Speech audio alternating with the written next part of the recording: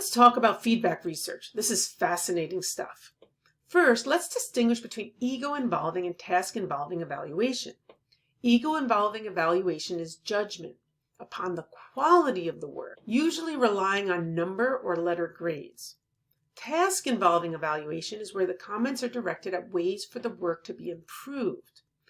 Ego-involving evaluation, either in conjunction with or in the absence of task-involving feedback, undermined interest for striving learners, even though high achievers were fine. Interest was maintained for both groups when the feedback was solely task-involving. This was eye-opening to us and became a deciding factor in our elimination of grades. It is why we call the book Going Gradeless.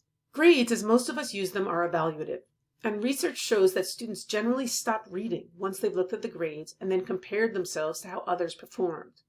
You know how you find yourself writing the same exact comments on their paper each time, to no effect? These comments go unattended to, as if the grade itself erases all of the descriptive feedback that you have provided, whether good or bad. Evaluative feedback is ego-involving. It's so much easier for me in the short term to give evaluative feedback. Comments like, "Great, good work. Didn't you read the instructions?" seem justified in the interest of my time and energy, especially when it feels like they don't read them anyway. Writing -5 or +1 should be obvious, right? Yet research shows that comments like these do not cause meaningful change in student work.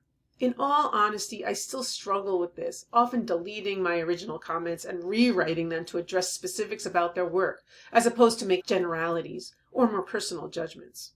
Descriptive feedback provides feedback to a student that's specifically related to the learner outcomes. It highlights what has been done well and prompts further thought. Through comments and questions, it models the use of language of the outcomes. And if used in assessment for learning, provides opportunities for students to improve their work. This may seem more time-consuming, but since you're only focused on helping students progress just to the very next level, it actually doesn't take any more time. It is impossible to eliminate evaluative feedback altogether. The best you can do is minimize it as much as possible. If you must give grades weekly, put as much time as possible in between the descriptive and the evaluative feedback. This is a rubric used to assess interpersonal speaking in a world language class. At first glance, you may find yourself nodding your head, finding this to be perfectly normal. But there are issues with the language used that makes it ego-involving and therefore evaluative. What makes this evaluative? Using percentages to evaluate each level does not overtly describe what students can do correctly at that level. The descriptions of demonstrating growth are really vague. What's the difference between limited growth, and consistent growth?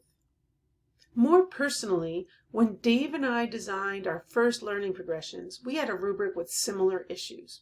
We used numbers for the level, 0, 1, 2, 3, 4, and still had very ego-involving descriptions within our rubric. You can see examples of this in the book. It took another year or two before we came across this particular research and radically changed our use of language. The example here is from my current rubric. What makes this task involving? Focus on the segment circled. The description focuses on characteristics of the response. Correctly choose and overtly state relevant physics. Every word tells students what I'm looking for. If they earn that level, they know what skill they've exhibited. There is no numerical evaluation. In order to know how they are doing, they must understand the description and read the accompanying feedback. What if we combine the styles of feedback? The two options are being descriptive and evaluative, or being non-descriptive and non-evaluative. As discussed, providing any evaluative feedback immediately shuts down the conversation about what to do next time. Therefore, this isn't useful for student growth. However, even without evaluative feedback, if you don't provide specific directed feedback related to the outcomes you're looking for, students cannot take action. Research shows that neither combination will result in change. This is a rubric that I used in 2012 and was one style that I typically used at that time. Will this result in descriptive or evaluative feedback or a combination? Pause the video here and look it over. This will provide only evaluative feedback, since everything is numerical. In addition, the names of the scores are ego-involving, using words like excellent and inadequate. If you look at the descriptors of what is being assessed, like consists of 5 pivot points, is kinetic, these are checklists and prescriptive, not skills-based. In the Going Gradeless book, you can see an example of the more recent rubric I use for all projects. The engineering design process has a learning progression that is generic enough for any project I choose to assign, including one like this. I would put all the specific and detailed requirements in the assignment description instead. How does the learning progression model incorporate feedback research? Primarily by focusing as much as possible on descriptive feedback. To the best of our abilities, we simply omit evaluative feedback. This results in students focusing on taking action.